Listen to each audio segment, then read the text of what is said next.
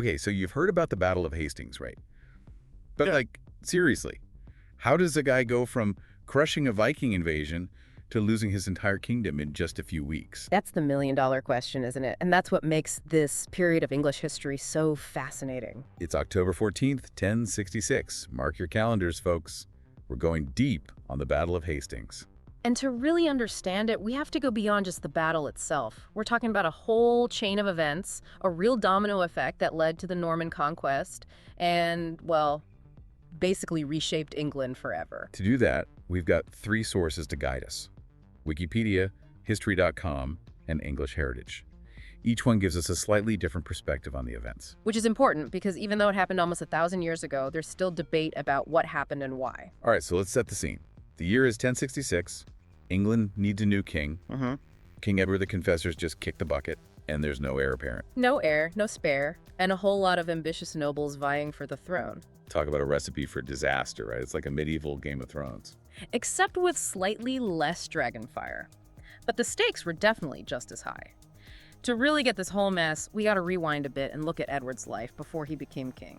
You see, he spent years in exile. And guess where? Normandy. I was sensing a theme here. Bingo! Normandy, the heart of what would become the Norman Empire. Edward spent his exile soaking up Norman culture, making friends with powerful Normans, and, maybe most importantly, developing a taste for all things Norman. So he brings a bit of that Norman flair back to England with him. Oh, more than a bit. He brought advisors, pointed them to key positions, even started incorporating Norman architectural styles. We're not just talking about a guy who liked his croissants, you know? This was a king actively weaving Norman influence into the very fabric of English society. Subtle. Yeah. So when Edward finally gets the English crown, are we talking a full-on Norman takeover? Not quite. But those Norman connections, they definitely muddy the waters when it comes to succession. Okay, so Edward dies. No clear heir. Who are the main contenders for the throne? Well, you've got Harold Godwinson, powerful guy, Earl of Wessex, Edward's right-hand man.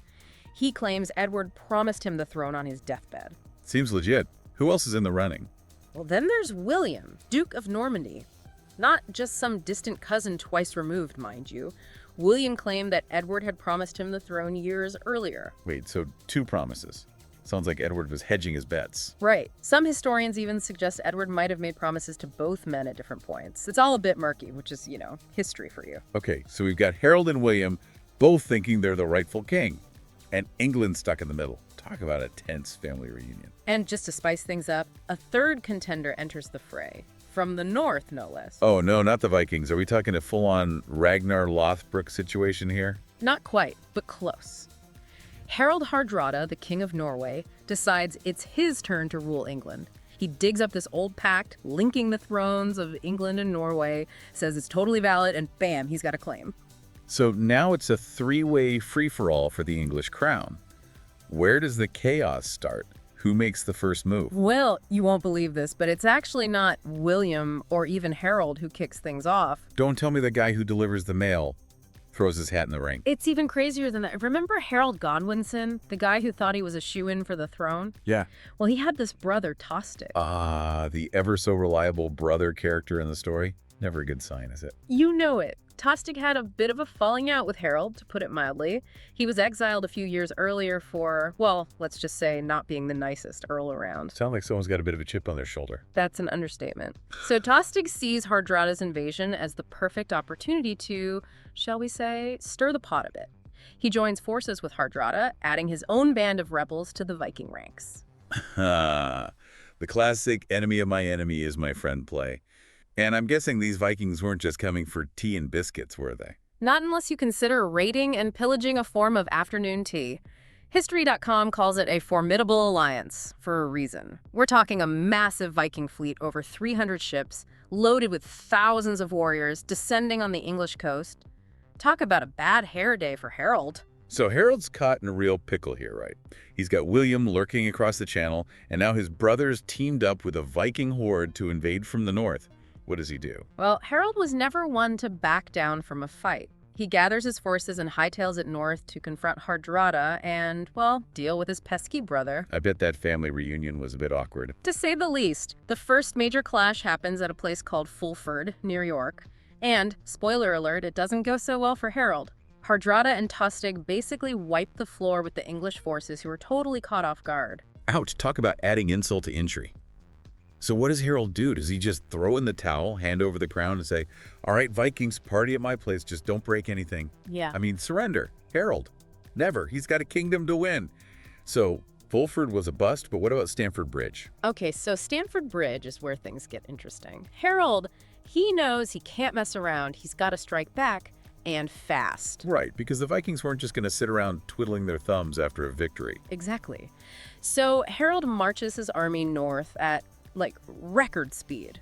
English heritage, they really emphasize how grueling this march must have been. Imagine marching hundreds of miles, especially after that defeat at Fulford. Talk about a forced march. Those poor soldiers must have been running on fumes. Yeah. And maybe a bit of desperation. But hey, at least it got them to Stamford Bridge. So what happens when they finally catch up with the Vikings? Surprise. Total and complete surprise. The Vikings weren't expecting Harold to bounce back so quickly, let alone show up at Stamford Bridge ready for round 2. All right, so picture this. I'm a Viking warrior. I've just helped crush the English at Fulford. Life is good. Maybe I'm kicking back with some mead, bragging about how I totally took down 10 Saxons at once. You know, the usual Vikings. These are the dream, right? Exactly. Then, boom, out of nowhere, Harold's army appears. Talk about a buzzkill. I'd say, I bet those Viking victory celebrations came to a screeching halt. English heritage doesn't hold back on the details. The clash of steel, the roar of battle cries, it sounds absolutely chaotic. And somewhere in the middle of this chaos are these legendary Anglo-Saxon warriors, the Housecarls. Wikipedia makes a big deal about how tough these guys were. Remind us again what made them such formidable opponents. Think of them as the Navy SEALs of the Anglo-Saxon world. The best of the best. Heavily armed, fiercely loyal to the king, and absolutely fearless in battle. They were the backbone of Harold's army and key to his victory at Stamford Bridge. So basically, the Viking equivalent of meeting your maker on the battlefield. How did they tip the scales in Harold's favor? They were relentless. Imagine you're a Viking warrior facing this wall of shields and axes, these guys who just won't quit. The Housecarls held their ground, broke the Viking advance, and ultimately turned the tide of the battle. And Hardrada. What happens to our ambitious Viking king? Let's just say his invasion plans came to a rather abrupt end. He fell in battle, along with Tostig. The Viking threat, which had seemed so menacing just days earlier, was decisively crushed. Talk about a comeback. Harold defeats a massive Viking invasion, kills a king. The guy's on fire. Do you send William a "how you like me now" raven after that victory? You know, I wouldn't be surprised, but while Harold was busy being the conquering hero up north, William was making some power moves of his own, getting ready to make good on his claim to the throne. Right, because the Norman invasion wasn't just some impulsive weekend trip, was it? Not even close. William had been meticulously planning this invasion for months. He knew that taking on England, even one weakened by Viking raids, meant bringing his A-game. Well, he did conquer England in the end, so I'm guessing his A-game was pretty impressive. Give me the details. What made William such a formidable opponent? For one thing, he was a brilliant strategist and a skilled military leader, but he was also incredibly organized. We're talking about a massive logistical undertaking, assembling an army, gathering supplies, building a fleet of ships capable of crossing the English Channel. Okay, so picture this. Harold's up north, battling Vikings hand to hand. Meanwhile, William's down south, like a well-prepared party planner, making sure there are enough snacks for everyone. I mean, yeah, except the snacks were more like swords and shields. And instead of party favors, William was bringing Norman law and order, whether the English liked it or not. Right. But back to his strategy for a sec. You mentioned William was a few steps ahead of the game. What kind of tactics did he use? Well, while Harold was busy with the Vikings, William used that time to stir the pot, diplomatically speaking, of course. He reminded everyone that the Pope had his back, that Harold was basically a usurper. He even sowed a little discord among the English nobility, trying to weaken Harold's support. Clever. It's like he was playing 4D chess while everyone else was stuck on checkers. Exactly. William was always thinking a few moves ahead, and that, my friend, is one of the reasons he ultimately triumphed. Oh, and speaking of advantages, let's not forget about William's not-so-secret weapon, cavalry. Ah, yes, the cavalry. We touched on that earlier. Harold's army was all about that infantry life, but William brought a more, shall we say, diverse portfolio to the battlefield. Diversified for victory. While Harold had his housecarls and his shield wall, William had archers, infantry, and most importantly, heavily armored knights. These guys were the tanks of their time, trained to fight on horseback, to deliver devastating charges that could break through enemy lines. Harold might have had those housecarls, but William had horses. I'm starting to see why they call him the Conqueror. So, while Harold is marching his exhausted army back south, William is chilling on the English coast with a fresh, well-equipped army, complete with a cavalry ready to charge.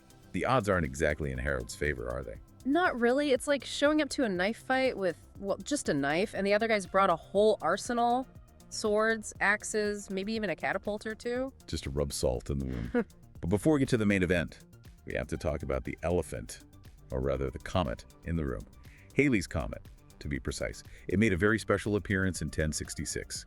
Do the sources say anything about how people back then viewed this celestial visitor? Oh, they definitely noticed it. Imagine, no telescopes, no light pollution, just this massive fiery ball of ice streaking across the night sky. People freaked out in a good way and a bad way. I bet. It's not every day you get a front row seat to a cosmic light show. I imagine there were a lot of the end is nigh pronouncements going around. Oh, absolutely. Back then, comets were seen as powerful omens, often associated with bad news. The fall of kings, plagues, famines, you name it. A comet probably got blamed for it at some point. So, did anyone try to spin Halley's Comet in their favor? Was it a good omen for William, a bad omen for Harold? Or were they both just a little freaked out by the whole thing? Well, that's the thing about omens, isn't it? They're open to interpretation. Some people probably saw the comet as a sign that Harold was doomed, that the heavens themselves were against him. Others, maybe they thought it was a sign of divine favor for William, a celestial thumbs up for his invasion. Proof that even 1,000 years ago, people were already masters of spin. You got that right. One thing's for sure, that comet definitely added to the drama and tension of the times. So picture this. It's October 1066. Halley's Comet is blazing across the sky. Harold, fresh off his victory against the Vikings, is marching south to face William.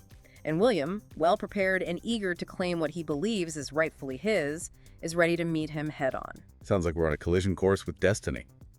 So last time, we left off with Harold marching south to face William and his Normans. It's like a showdown centuries in the making. And this is where it all goes down. October 14th, 1066, the Battle of Hastings. Hastings. Even the name sounds dramatic. But where exactly did this epic battle take place? A little to the north of Hastings itself, there's this place called Senlac Hill. Picture rolling hills, dense woods, kind of a tough place to navigate, even on a good day. Yeah, not exactly the ideal place to have a casual walk, let alone a battle that's going to decide the fate of England. So, strategically speaking, why did they choose Senlac Hill for this showdown? Well, for Harold, it was all about the high ground. He knew that defending a hilltop gave him a huge advantage. Imagine, his army all lined up along the ridge, shields up, spears ready. The woods and marshes on either side, basically acting like natural barriers, funneling the Normans right where Harold wanted them. Sounds like a pretty solid game plan. Did William just surrender right there? Said, all right, Harold, you win. Hill's all yours. We'll just be on our way now. Not quite. William, he was determined. But remember, he wasn't just going to charge blindly into battle. He was a strategist. So before we get into the fighting itself, let's talk numbers. How did these two armies stack up? Yeah, because in my head, I'm picturing like 1,000,000 Vikings versus like 100 Anglo-Saxons. Well, luckily for Harold, William didn't bring 1,000,000 Vikings. Most historians agree both armies probably had around 7,000 or 8,000 men each. So pretty even on the numbers front. But what about their fighting styles? Did they just line up and charge at each other like a medieval mosh pit? It was a bit more organized than a mosh pit, but just a bit. The Anglo-Saxons, they relied heavily on their infantry, especially those housecarls we talked about. Their signature move, the shield wall, basically, an impenetrable wall of shields and spears. I've heard about this shield wall. Sounds terrifyingly effective. Oh, it was. When those housecarls locked shields, it was almost impossible to break through. But William had a few tricks up his sleeve, didn't he? What was his battle plan? William, he knew a direct assault against that shield wall was risky, so he brought out the big guns, literally. Ah, the cavalry. Yeah. Did he just send those knights charging in right away? Yeah, so fast. The Battle of Hastings was a real tug of war, with each side trying to outmaneuver the other. The Normans, they started with a volley of arrows, always a classic, but those Saxon shields held strong. Not those housecarls. So what did William do? Well, after the arrows didn't quite work as planned, he sent in the infantry. But the English lines held strong, repelling wave after wave of Norman attacks. Harold's looking pretty good at this point. But I know how this story ends, so at some point, things must take a turn.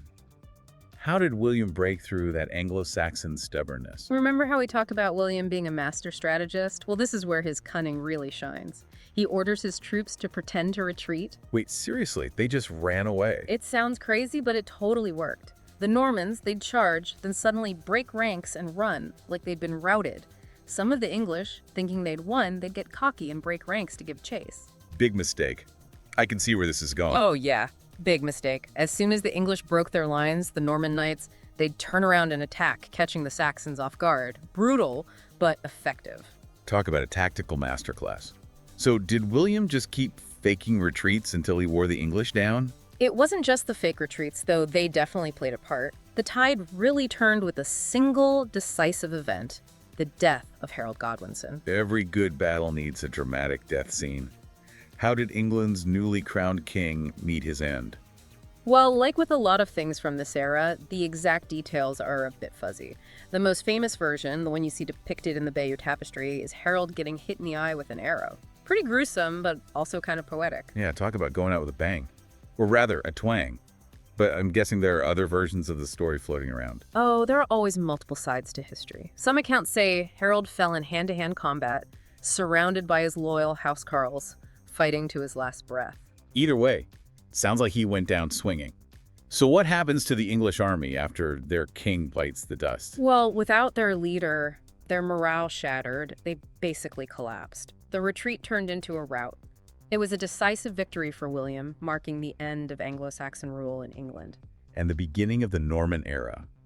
It's amazing to think that this one battle, fought on a muddy hilltop in October 1066, could have such massive consequences. That's history for you. And that's what we've tried to do today. To really understand the Battle of Hastings, you have to look at the bigger picture, the chain of events, the personalities, the sheer randomness of it all. Right. It wasn't just about two armies clashing. It was about ambition, betrayal, cunning strategy, and maybe even a touch of cosmic intervention, thanks to Halley's Comet. Exactly. It's a reminder that history is made up of these incredible moments, these turning points that shape the world we live in. It's like that saying, history is written by the victors. And in this case, William the Conqueror wrote the script for a New England. A New England built on Norman foundations, with castles, cathedrals, and, well, a whole lot of changes. Changes that continue to shape English culture and identity to this day.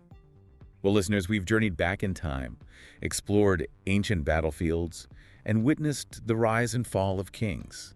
It's been a wild ride. It certainly has. And I think we've learned that the Battle of Hastings wasn't just some distant historical footnote. It was a clash of civilizations, a turning point that continues to echo through the ages. A reminder that even though it happened almost 1,000 years ago, the past is never truly past. It's still shaping our world in ways we may never fully understand. Thanks for joining us for this epic deep dive into the Battle of Hastings. We'll catch you next time for another adventure through the annals of history.